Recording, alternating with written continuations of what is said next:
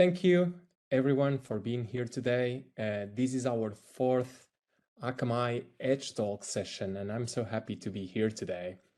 So for the folks who are new to this concept, Akamai EdgeTalks, it's actually, a new concept for us. So we started these last year, and these are actually virtual talks that challenge the status quo, provide alternative ideas, and that allow you to think at the edge. So the main goal is just to, inspire you to have a good growth mindset. And I'm so happy today because I have some news for you guys. So our previous sessions are actually available in our Akamai Technologies YouTube channel. So if you haven't had the time to watch them live, so you can do it on demand when you have some spare time. So feel free to head to our YouTube channel to watch them. So they are actually very, very cool. And today it's going to be no exception as well. As we continue working on those sessions, I'm just want to give you a quick reminder that we are looking for volunteers, either for hosting these sessions or like speaking on these sessions. So if you have an interesting topic that you'd like to share with us, please feel free to do that. Or if you know someone that has like a nice idea or subject, you can nominate them as well. So you can find me on LinkedIn, or you can email me at johncarver@akamai.com, and I will be very, very happy to work with you on those talks.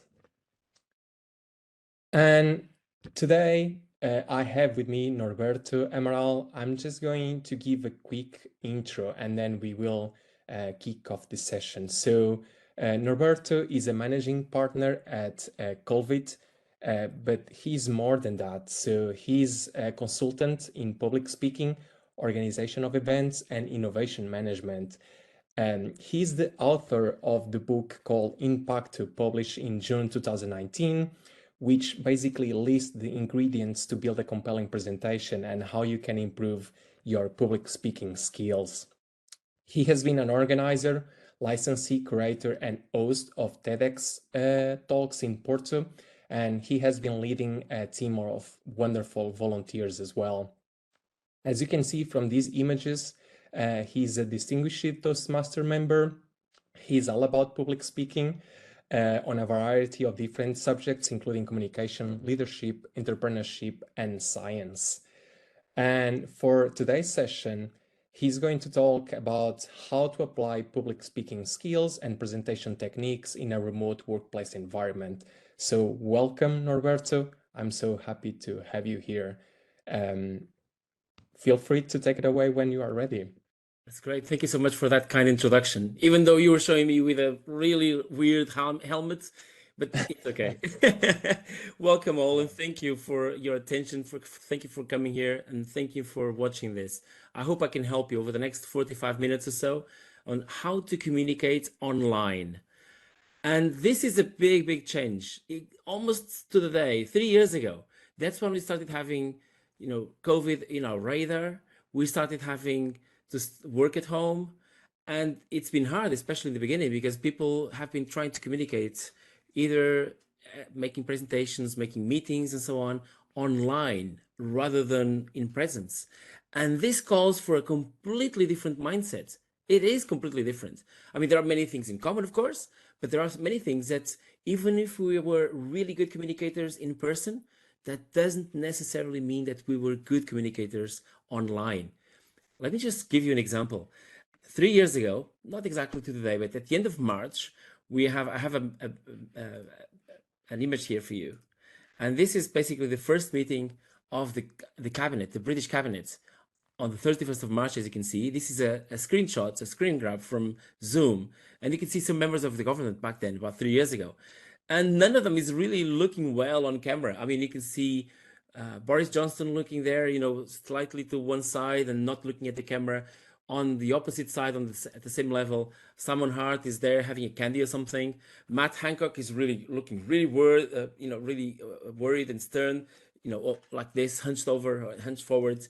You can see people like Michael Gove, they're doing, something completely different altogether. I mean, this is not about politics. This is about being able to communicate in public.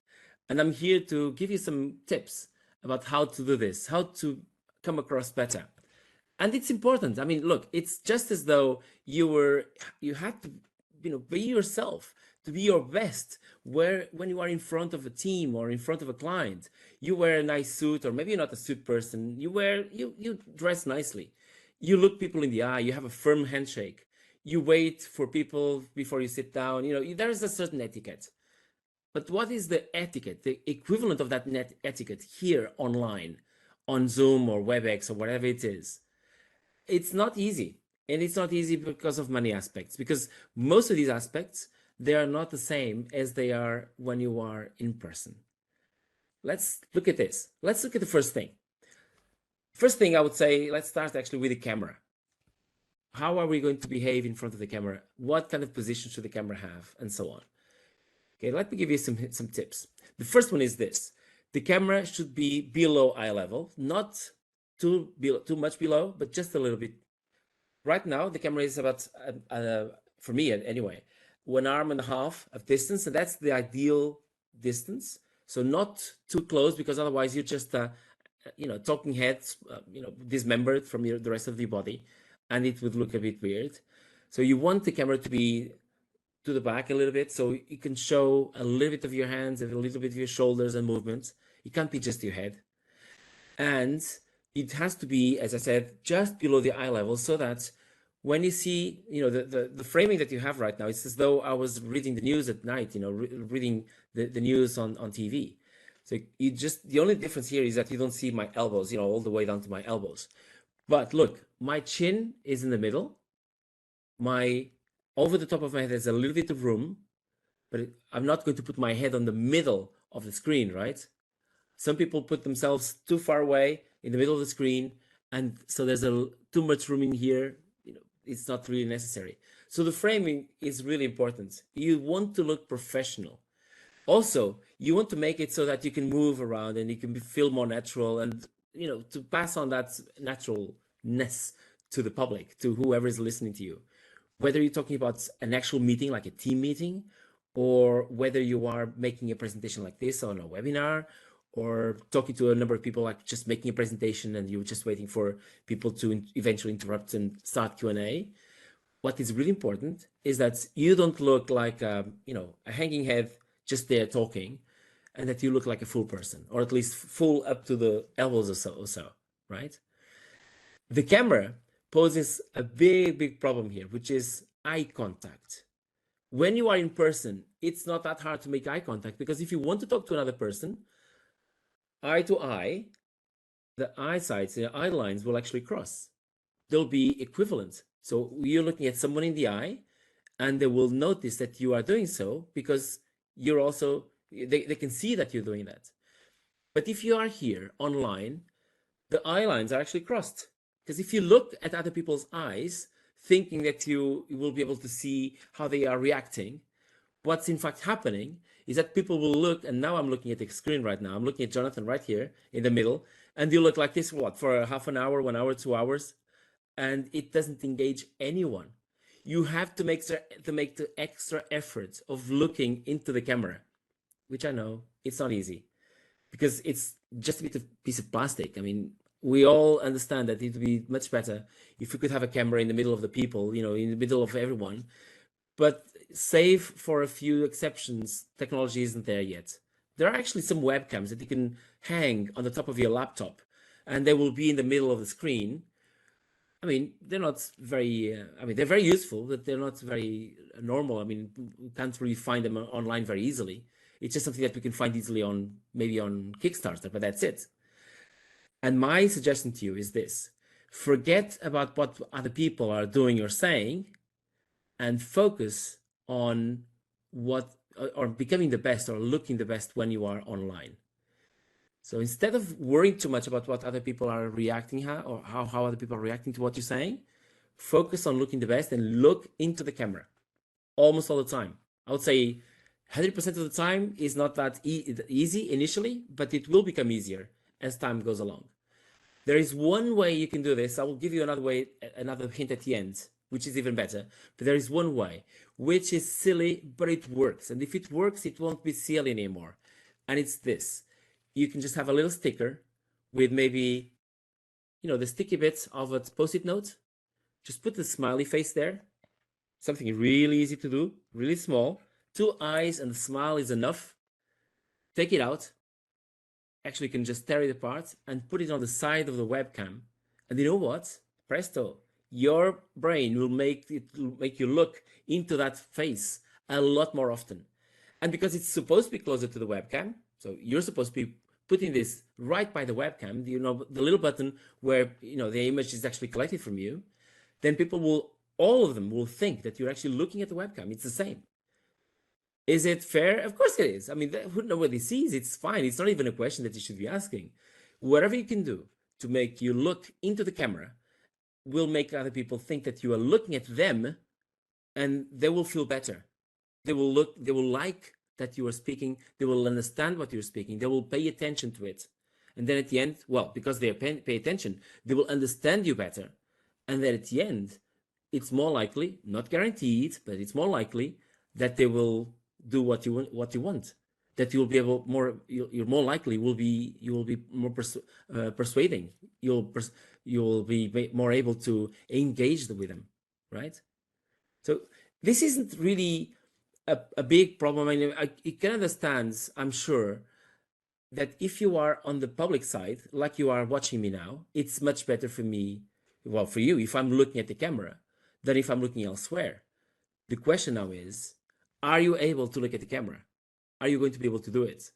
Because once you do that, you will unlock the whole potential of speaking online. This is one of the biggest hurdles. It's basically being able to keep eye contact. Now that means in this case, for example, I can't see any of you, by the way, because we're on WebEx. This is a webinar. So I'm only able to see Jonathan, and that's it. He's much further away from the camera, so I'm not looking at Jonathan. I don't know if he's smiling or crying, if he's, I don't know, in disgust or something. I'm sure he won't be, because, we're supposed to be doing this in a very enthusiastic and lively manner. So I'm hoping, again, I'm not looking at him, but I'm hoping he's looking, yay, I'm enjoying this. This is really good. I'm feeling good. We never know for sure. But if you focus not on just looking good, but also making sure that you have the good content with you, that you're going to share things that people will enjoy, and in a manner that people will enjoy, you know what? People will enjoy it. So you don't have to worry too much in looking at how they are reacting to you by looking at the actual screen. Does that make sense to you? I hope so. There's a lot more we could talk about the cameras, but I'd like to show you something.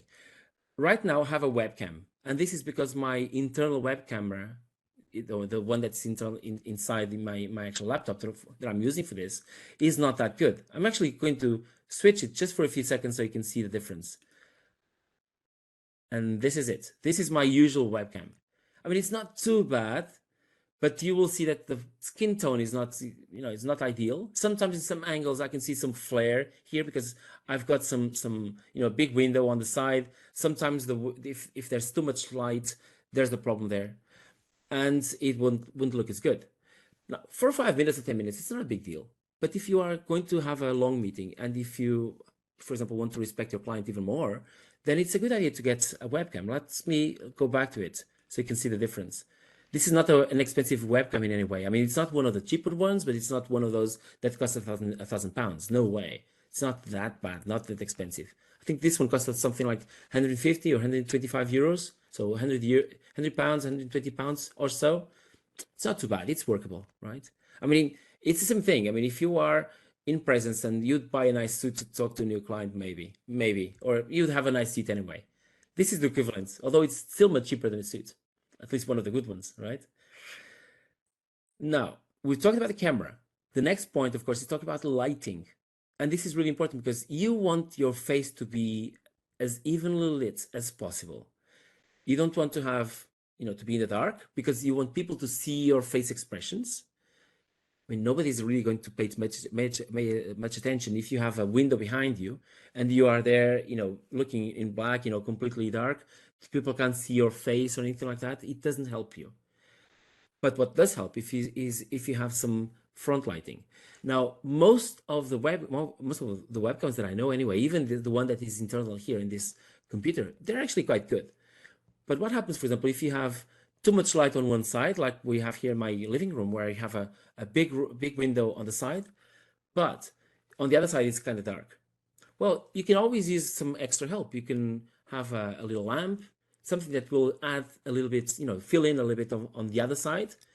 And if you can make a switch, if you dim it, if you're able to dim it, or if you're able to strengthen its power, it's even better. These days, you can easily find one of those light rings, or ring lights, actually, that's the actual name. Or you can find a lamp that you can connect to your mobile phone, for example, and you'll be able to control while you're speaking without too much trouble. So this is exactly what I've done. Just so you can see it, I've got a little lamp here on the side. It looks a bit white, but it's actually just a little bit more on the skin tone than actually is a white. So it's more like a warm white. And I put it on in one way that it will fill in this side of my face. You can see some shadow here, but if my hands are not there, it's absolutely fine. There's just one concern, of course. Don't put it right in front of you if you have glasses, because you can see sometimes you see a little bit of, some lights there, and you don't want to look at the camera and then thinking that people will be watching you. Well, people, if you have a light in front of you, they will only see the lights covering your eyes and not your actual eyes. That's not very good. What you're trying to do here, again, is making sure that your face is well lit. Are you with me so far? Camera, lighting, easy, right? Next up, let's talk about sound. And sound is really, really important, because it's sound that will allow you to make you sure that, well, allow you to be understood. It's the sound that transfers, that transports all the information that you need to transport. I mean, maybe you have some slides like a PowerPoint deck or something, absolutely fine. But most of the information that will be carried out will be carried by sound. So you want to make sure that your sound is good, that your voice is good, and that people will not find that voice either or the sound itself are in such a bad shape that they will give up on you. Let me give you some tips. First of all, on the technical side. And just as I've done with a webcam, I'll do it now with a microphone. Let's look at this. Right now, I'm using this microphone. It's actually rather cheap, something like 35 pounds, 30 pounds on Amazon. It's a really good one. And you can see the sound itself is good. You don't hear any noise. There's no hiss, like a low level noise. There's no distortion whatsoever. Not as far as I can hear myself when I record this anyway. But if you have other ways of, other microphones, it might not be as good. Let me try this. This is a Plantronics Black Magic, I think that's the name of this headset. I'll put it on my head right now. First of all, I don't like very much the fact that I have something over my head, but sometimes you look a little bit like Mickey Mouse with the big ones. Doesn't look very professional, but it's up to you, of course. But look at this. I'm going to switch now the microphone from that microphone here to the one here. It will just take me 1 second. Let me see here. There we go. Plantronics Black Wire. That's the name, not Black Magic. Black Wire. I'm changing it now. It will take maybe a few seconds to stabilize, but now you'll see that the sound is completely different, right? It maybe it will have a good level, like a volume, and that's good. It's good to have volume, but the quality is not the same, right? Or let me change again, just because I have a few, it's worth showing them.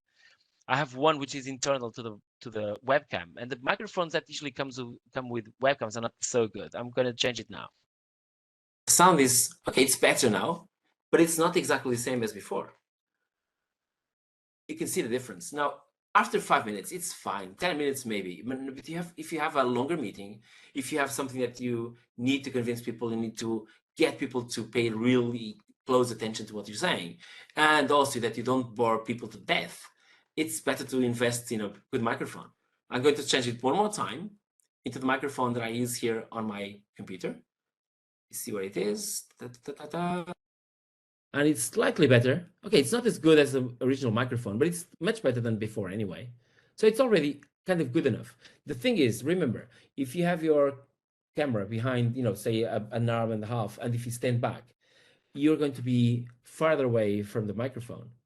And if you don't project your voice, quite likely your voice will be dampened a bit. it won't come out as well as if you have a microphone that is closer to you. This one is, I don't know, maybe about 20 or 30 centimeters from my mouth. That's usually better. Let me change it again. Original microphone, and hope this is you can hear the difference again. If you don't, that's because my microphone on this laptop is much better than the one I used until recently.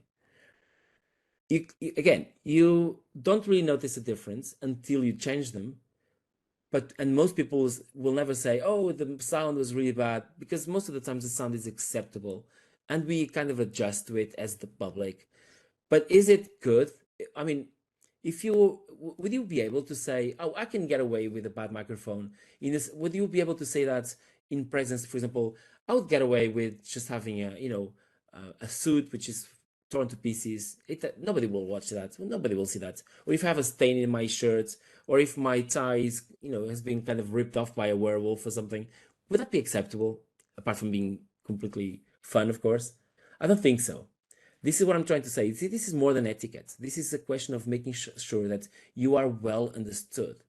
And in order to be able to be better understood, you need to make sure that you look the part, that you look professional.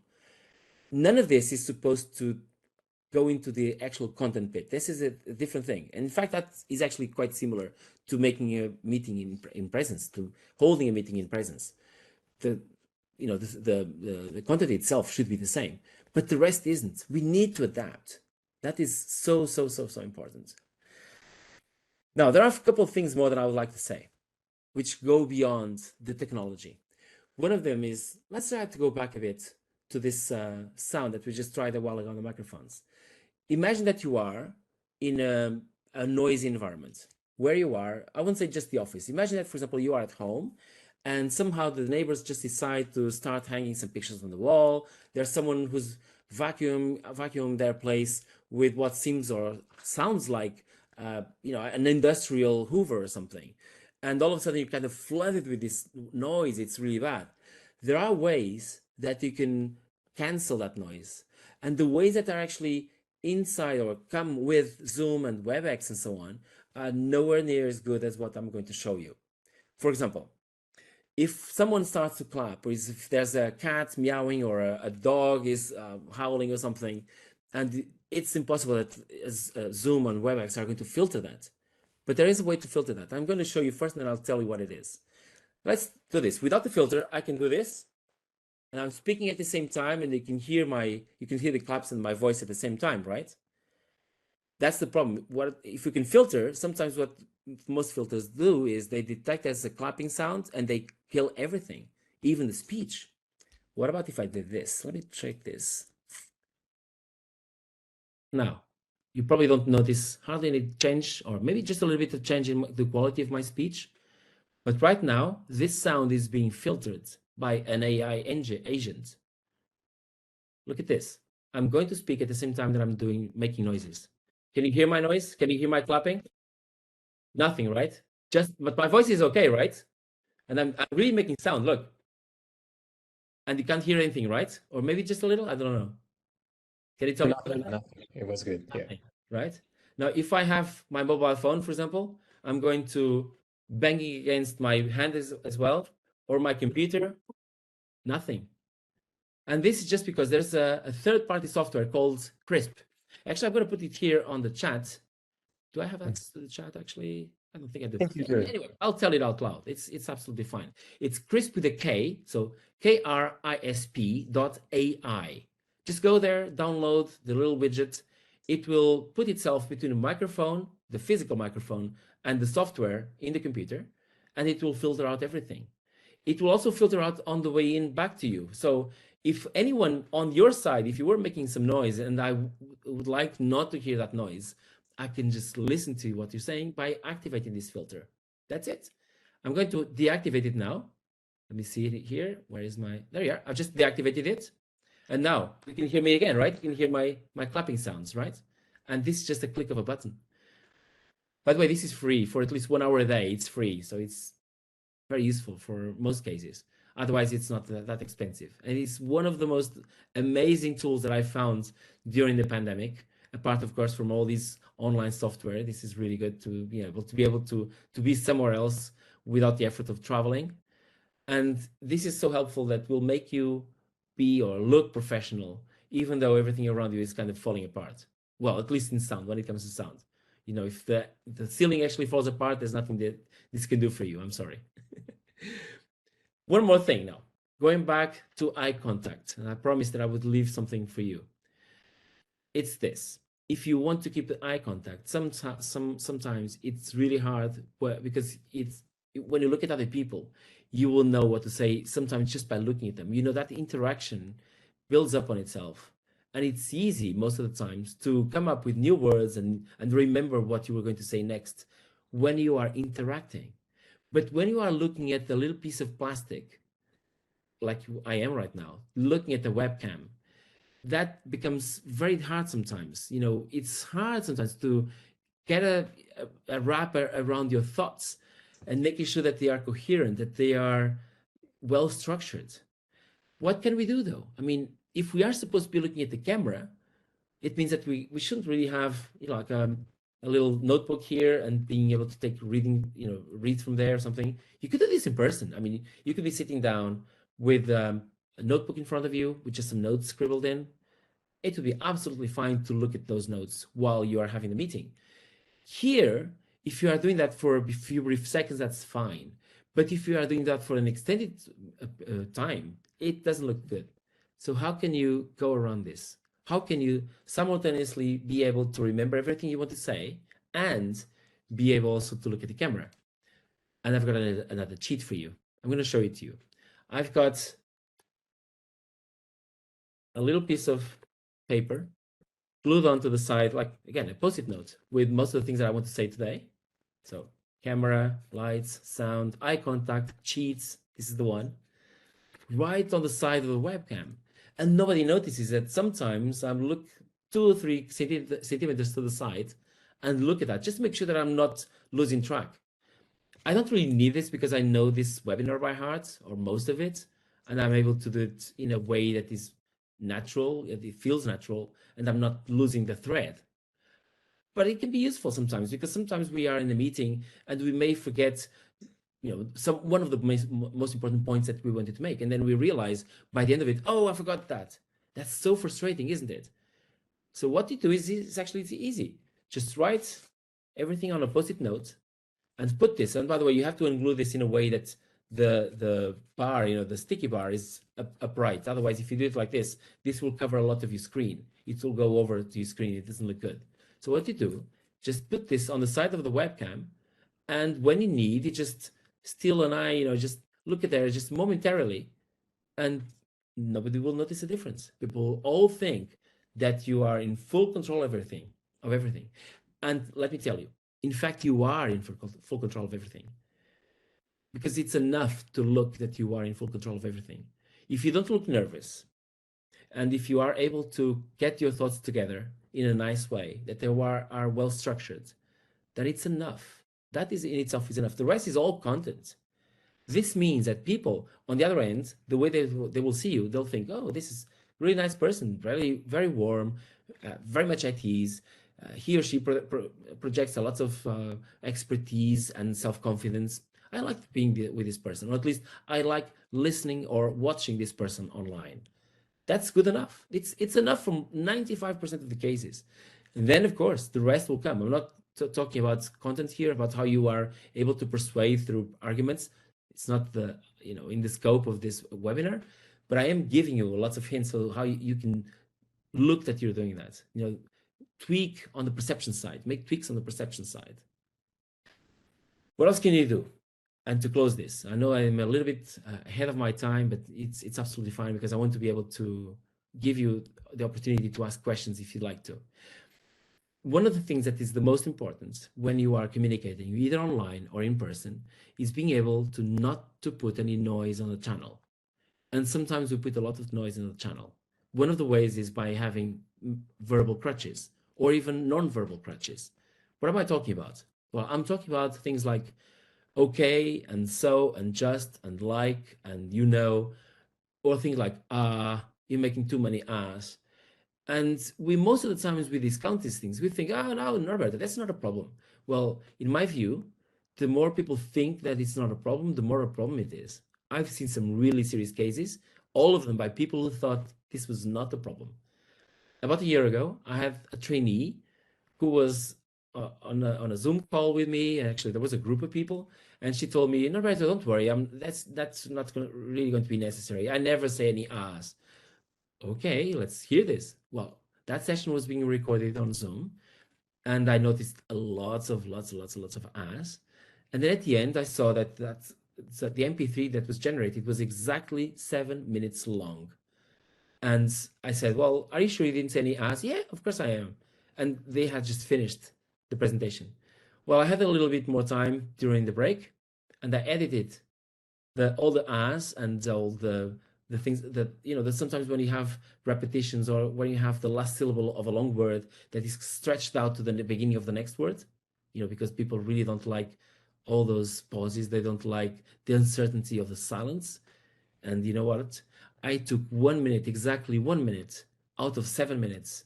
So about 15%, almost 15% of what that person was saying was just Some of them really long, some very short.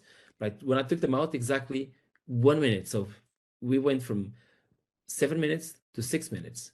And this person wasn't just wasn't aware of that. My point here is this.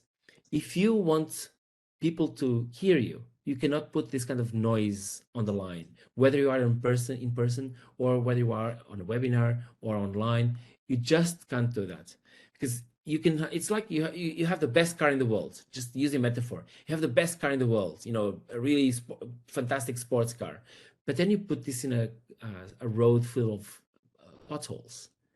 And if this is one of these really nice supercars, they have an elevation that's very short. It's not very high, so basically they will go into a pothole. They have to be dragged out. You have to get a winch to get the car back. It means that if you're putting too much noise, you can have the best message in the world, it won't get through. So my suggestion is be careful about this. Get conscious about whether you make these verbal crutches and the non-verbal, like scratching your head too much, or your foot, your mouth, or your face, or the back of your head, and so on. Record yourself, for example. Record yourself, listen to yourself, but most of all, ask other people to tell you about this, because sometimes we can watch ourselves, or kind of watch ourselves, because we don't really like watching ourselves. So we kind of realize, oh, after 5 or 10 seconds, it's enough. Yeah, I didn't hear any ahs, that's fine. Switch it off.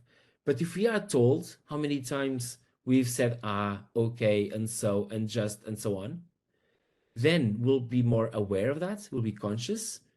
And then we'll be able to get ourselves into a path of, shall I say, recovery, of improvement.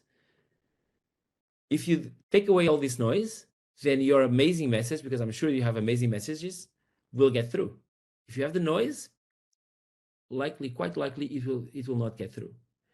Those kind of people sometimes that say just 1 or 2 hours, that's fine. If you can get down to that instead of 0, that's fine as well. Sometimes you speak with so much enthusiasm that nobody even notices any hours. That's amazing. That's really good for you. The problem is, most of the times we're not used to that. And we're used to kind of we're thinking, we're kind of fearful that will sound like clowns just because we're being enthusiastic. But that's not the case. It shouldn't be the case. We shouldn't think about it like that. What you should think about instead is, if you are in a situation where you need to speak, you cannot put any noise on the line, and you have to be very conscious about this. Now, let me do one thing before we go on, because lights here in Portugal is kind of going down a bit, and I know that my light here is too strong, so let me make it a little bit less strong, a little bit better now, I hope. So that light that a while ago seemed so not as strong, now it looks a bit strong. So I hope this is okay now. And final hint, you need to be extra enthusiastic when you are online. And the reason is because you only have a little window. People will see you through a window. And that window is going to be smaller than yourself while you are talking to, with someone face to face. You're just going to be a smaller version of yourself. And smaller means that you have to compensate for that in a way that your sound, your voice, and your gestures and everything will become more natural, or maybe I wouldn't say natural, I would say actually unnatural enough so people will think that you are being spontaneous. You have to put that vocal variety there. You cannot speak all the time. It's like la la la la la without any pauses, all together, without any, that so-called vocal variation. If you do it, again, you'll bore people out. And if people are bored, they won't listen to you. If people don't listen to you, they don't understand you. And of course, if they don't understand you, and even they didn't listen in the beginning, it just means that people will not do what you want. If you are giving instructions to your team and you do it like this, of course, people, the team, some of them will listen, some others will be just, they'll be rolling their eyes, and you don't want to do that. You want to inspire in a good way, not in a cheap way, but in a good way. And if you do it like this, if you are more enthusiastic with your voice and your gestures and your facial expressions, then it just means that you're going to be more likely you are going to be able to inspire them and get through those skin. Sometimes you're going to be able to be you're going to be listened to. That's what I meant. Now I saw some messages here. I'm not sure whether this is comments. Yeah, I think there may be some comments here. Just comments at the moment, no questions so far. I am basically about to finish this and going to progress on to Q&A. So if you have any questions, either Jonathan or yourselves, if you want to write them down in the chats, I would love to hear them. Let me just do this again. Again, just to remind you, we have to take extra care about the camera, the position, the distance, the framing. You have to have extra attention with lighting and with sound, and those are just the technical bits. And then you have to be able to look at the camera most of the times, having good eye contact, and of course sound and look enthusiastic about your message. Now, of course, just one caveat: if you have a message that is not very positive, of course you're not going to be smiling all the time and being fantastically full of energy. That's not the point, of course, right? There are exceptions, but it's important. Now let me look at this. Like, we have a question here right now. I'm gonna go to that. Let me just see if I can find information here on the chat. There we are. So I just had just close here one window. There we are. I saw someone. Oliver just asked. Let's go from the most recent one. What are your views on blurred background? I find it more distracting than it benefits. I agree. I don't like the blurred backgrounds unless, of course. I'm sorry, Jonathan. I'm saying this, but there you are. Unless, of course, there's one big thing they can do, which is this. Sometimes you can actually, you can tone down or up the level of blurriness. If you can just make it enough so that the overall distraction is lower, that's better. One way also that helps is to have an actual green background behind you, and then completely replace your background with, for example, corporate message or a corporate slide. If you are, for example, imagine that you are in a consortium with a team, like in a project team, and you're meeting with people from other companies. If you have a background around you with the image of your company, with your identity, it's going to be much easier for people to identify where you're from. They won't ask themselves, other people via chat or WhatsApp or something, where is this Norberto coming from, right? Now, I decided not to do that because, again, this is a webinar, not an actual meeting, but this is something you can do. You can just have a background. The deal with the green screen is to make sure that the contour is natural, that it doesn't have that thick contour that when you're moving, you can see something that's behind you. That's very distracting. It doesn't look very good. But otherwise, I understand and I fully agree with you, Oliver, that blurred backgrounds are maybe not as interesting. Okay, thank you very much. I also see a message here from Kasia.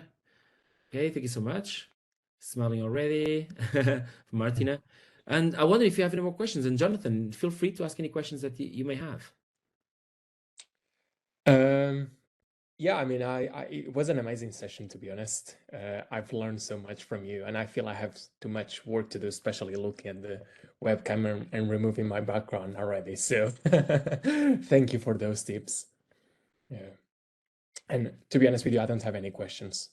Okay, that's no problem. Oh, mic I'm using. Yes, I can tell you, Ian, the mic I'm using, let me just make sure that I've got it right. It's called Razer, so R-A-Z-E-R. And the model is Siren as in SEIREN, and then mini at the end. And just look for that. There's, by the way, there's in black and white, and there's one in pink, which is, it's rather gorgeous actually. And it's quite inexpensive. I think the last ones I've seen cost about 40 euros. I paid, I think, 55 for this one just because it was white and looked the part. There it is. Show me microphones. That's the one. Thank you, Ian. One more thing I would like to share, by the way, and while you're asking, you think about more questions. If you have a computer, further away from you, how are you going to take notes if you need to? Well, of course, you can always write them down, but it's not, if you are in a paperless office or at home, if you'd like to do it directly on the computer, it probably won't look very good if you do this, like extending your arms and writing like this, right? What you can do though, you just have an extra keyboard right close by. And this one is right in front of me. And my computer is, again, an arm and a half. This is one arm, and then a little bit more, another half away. And it won't look weird. I can just write it down here. And of course, I've got an external mouse as well. So that's enough for me to do not look overstretched when I'm talking, when I'm taking notes, in fact. Have you thought about anything else, Jonathan, or somebody else, if you have any questions about this? No, I don't think so. And I don't see any further questions from the chat. Okay, in that case, let me just add one more thing as a bonus, which is going to be useful for any circumstance. When we are online, especially, we have, I would say, a mandate, almost an expectation that we should be even shorter than we usually are. Usually this happens because people don't really enjoy, I won't say all the people, but most people don't really enjoy being online as much as they do being in person. So what we can do is to save people time. And how can you do it? Well, it's actually rather simple. We can be more concise in the message that we're sharing. Again, this can be done anywhere, but online it's even more important. How can we be more concise? I'll give you just one hint. There are many of them, but I'll just give you one tip that you can use, which is this. If you have something to share, start by sharing exactly what you mean, what you mean. Instead of talking too much or too long about the context and I don't know, your team and the methodologies and what you've done and the plan, whatever you've done, for example, to come to a conclusion that you're about to share it first. Start with that. Imagine that you've just been asked, I need to have a communications consultant to come here online and share these things. And I've been looking for these things. And you're just about to say, I'm going to propose Norberto Amaral to come here online and say these things. One thing is to actually start with the context and, I've been asked to do this, and this is really important to speak well online and be able to, to engage with the public. And I've searched wide and, far and wide about this. I've talked to a few friends. I've created a team for this, of course, not for this particular example, but for some others. And look, what we're actually doing is that we're spending too much time just kind of making excuses, like advanced excuses. This is not really argumentation. Because what you can do to save everyone time is to say, folks, I've got the message. We needed a communications consultant to come here and share some tips about how to communicate online. And I just found the right person. This person is, I won't say my name now. This person is such and such. And this is why I think that this is the right person. And then I argue in favor of this proposal that I've just given. So after a very brief context, what I do is I give my suggestion or the result of my study or the conclusion, whatever it is, the main idea, and then I share the arguments. I don't start with the arguments and then I share my suggestion at the end. By doing this, even if you only have, 30 seconds, 1 minute, and you've just said, no, Norberto, or in this case, Jonathan, someone, you have just a few brief moments and then we have to go off, you have to switch off. What you do is you start with your proposal. And then if there's time, you can argue in favor. And if there's no time, at the very least, people already have the message that you were there to share. This will save everyone time. It could be anything from half an hour to 5 minutes, or from half an hour to 5 minutes, or from 5 minutes to 30 seconds. It all depends on the context.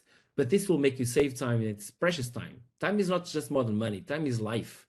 Time is life, and you don't want to waste people's life by giving long, boring presentations. Make them stand out. You can be the one. That's a great tip. Thank you. Thank you all. Thank you. Yeah, so I don't think there are further questions. So, but before we go, let me just end this session in the right way. I'm gonna just remove my background. I'm gonna look at the camera and say basically thank you to you for your time, for all the tips shared today. Thank you for the folks who join as well. And just stay tuned. We will have more sessions like these, and I hope you can make them. If not, just go to our YouTube channel. They will be available there as well. So thank you so much once again, and see you soon. Bye. Bye-bye, everyone. It's a pleasure.